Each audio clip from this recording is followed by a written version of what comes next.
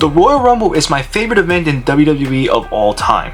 This is probably my favorite time of the year to be a WWE fan because it involves one of the greatest matches ever created in wrestling, and that is the Royal Rumble match itself. And now we're at a time where we get one for the women's and we get one for the men's. So without further ado, here are my predictions for the 2025 Royal Rumble Premium Live event.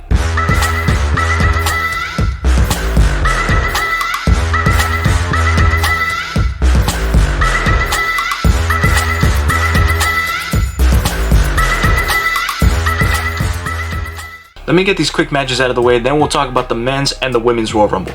Starting off with what I think is going to kick off the Royal Rumble with Cody Rhodes and Kevin Owens in a ladder match for the WWE title. Now, I love both of these competitors as much as the next guy, but I have to be honest here, I don't see Cody dropping the title to Kevin Owens. As much as I want to see it, I just don't see it happening. I'm sorry, Kevin, you're amazing in ladder matches, and I think this match is going to be amazing. It's going to be brutal. I expect to see blood, but overall, I think Randy Orton's going to make an appearance in this match and will probably cost Kevin Owens the WWE title, and then probably backstab Cody. Yeah, so for this match, I have Cody Rhodes.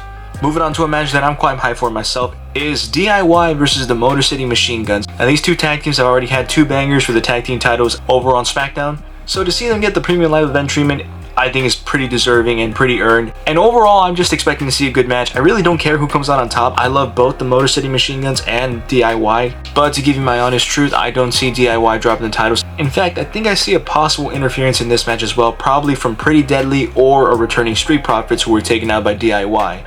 But either way, I don't see DIY dropping the titles. I think they retain. Okay, now to get on to the good stuff. There's only 4 matches announced for the Rumble, which means I think they're going to stretch out this event to make it longer than it seems, which just makes me more excited for this event. Now before we get into the Women's Royal Rumble, let me explain that I do kind of have a little tradition for myself where I like to pick 3 individual superstars who I think will most likely win the Royal Rumble, if not, probably have the most potential to win. So for the Women's Royal Rumble, in 3rd place, I have Charlotte Flair as a potential winner. And as much as I hate to say that, I just think we shouldn't throw this possibility out the window yet.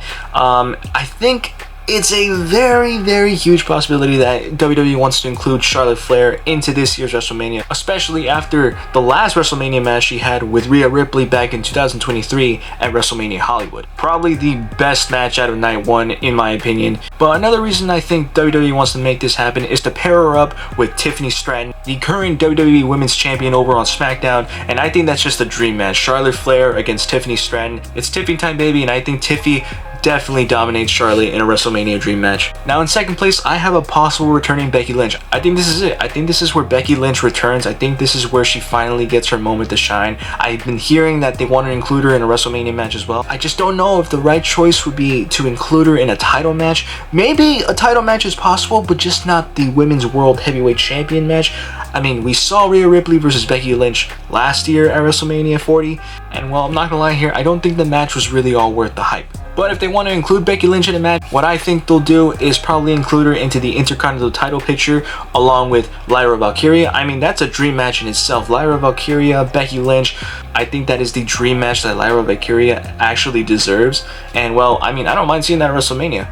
But in my number one place, who I desperately hope wins the Royal Rumble this year is Io Sky. Io Sky has definitely been put on a high pedestal ever since going to Monday Night Raw, along with Damage Control. Big reason why I want her to win the Rumble is because I want to see that dream match with Io Sky against Rhea Ripley at WrestleMania. I'm going to be that WrestleMania this year. That's one of the matches I hope ends up being on the card. Overall, I think Io Sky has earned another moment in WWE, just like Money in the Bank or just like when she won the World Heavyweight title. I think she deserves to win the Royal Rumble match this year. Moving on to the men's side, I now have my 3 picks who I think can potentially win the men's Royal Rumble match this year. At number 3, you heard me mention him earlier, it's Randy Orton. Randy Orton could possibly make his return, and if it's not in the Kevin Owens and Cody match, it's most definitely going to be inside the Royal Rumble match. Randy has been staring that title down. You've seen it. If anything, at one point, I was betting he was pulling the strings between this whole Kevin and Cody feud in the first place. But since Randy's out of action now because of Kevin, I guess it got more serious than I thought it was. Overall, who doesn't want to see student versus teacher, Randy Orton versus Cody Rhodes at WrestleMania, where Randy Orton could possibly win his 15th title? So yes, I definitely see a world where Randy Orton enters the Rumble, wins the whole thing, challenges Cody, betrays Cody, and then wins it at WrestleMania. I'm going to give 2nd place to a man who I think desperately needs the Royal Rumble win this year. I'm giving 2nd place to CM Punk.